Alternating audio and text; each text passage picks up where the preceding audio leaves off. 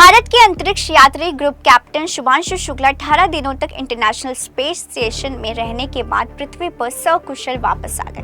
अपने 18 दिनों की यात्रा में शुभांशु शुक्ला ने कई प्रयोग यानी एक्सपेरिमेंट्स किए। ये प्रयोग न सिर्फ अमेरिकन स्पेस एजेंसी नासा बल्कि भारत की स्पेस एजेंसी इसरो के लिए भी थे, जो भविष्य में गगनयान जैसे भारतीय मिशन के लिए अहम साबित होंगे।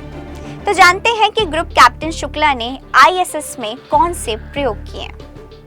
25 जून 2025 को ग्रुप कैप्टन शुक्ला अमेरिका के फ्लोरिडा में स्पेस सेंटर से फाल्कन 9 रॉकेट से ISS के लिए रवाना हुए। अगले दिन यानी 26 जून को भारतीय समय अनुसार शाम के 4:01 पर वो ISS पहुंचे। ये अपने आप में बहुत खास थी, क्योंकि इससे पहले कोई भारतीय ISS पर नहीं पहुंचा था। 18 दिनों तक ग्रुप कैप्टन शुक्ला और उनके साथियों ने ISS पर 50 से अधिक प्रयोग किए। इन प्रयोगों में साइंटिफिक रिसर्च, कम्युनिकेशन और भारत के गगनयान मिशन के लिए तैयारी भी शामिल थी। एक रिपोर्ट के मुताबिक ग्रुप कैप्टन शुक्ला और उनके साथियों ने कुल लगभग 60 प्रयोग किए। इसमें 60 प्रयोग खास तौर पर इसरो द्वारा डिजाइन किए गए थे।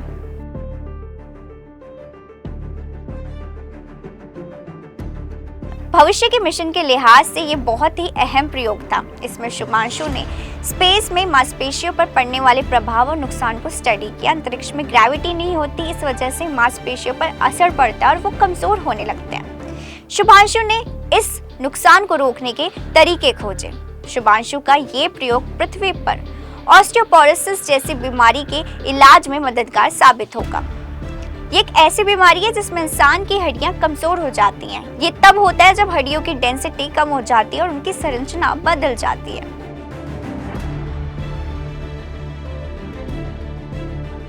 इस एक्सपेरिमेंट के दौरान शुभांशु शुक्ला ने अंतरिक्ष में छोटे माइक्रो साइज के जानवरों का अध्ययन किया।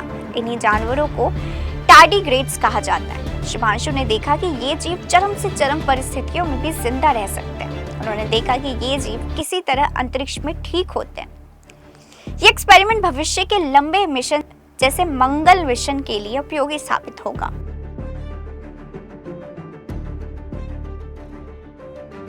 भविष्य में अगर इंसान ने अंतरिक्ष में बस्ती बसाई तो उसके लिए सबसे जरूरी चीज होगी वहां पर भोजन का इंतजाम। शुभांशु ने अंतरिक्ष में मूंग और मेथी के बीजों को अंतरिक्ष के माहौल में अंकुरित किया, ये देखने के लिए कि पृथ्वी पर अंकुरित हुए बीज से इनमें क्या अंतर था।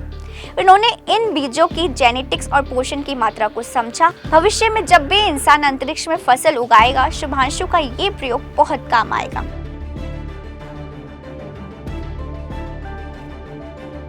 इस एक्सपेरिमेंट में शुभांशु शुक्ला ने पानी में पाए जाने वाले बैक्टीरिया यानी साइनोबैक्टीरिया का अध्ययन किया। उन्होंने देखा कि किस तरह अंतरिक्ष में धरती के मुकाबले इसमें वृद्धि हुई, साथ ही इनकी गतिविधियों में भी अंतर पाया गया। ये प्रयोग भविष्य में चांद और मंगल ग्रह पर जीवन को संभव बनाने के लिए ऑक्सीजन और ईंधन दोनों बनाने में मददगार साबित होगा।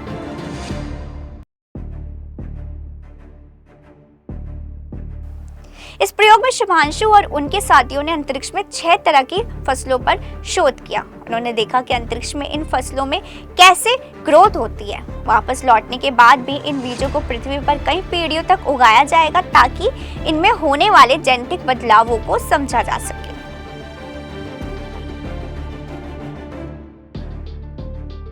जब भी कोई अंतरिक्ष में जाता है तो उसे मिशन की डिटेल या पृथ्वी पर संपर्क करने के लिए स्क्रीन का इस्तेमाल करना होता है।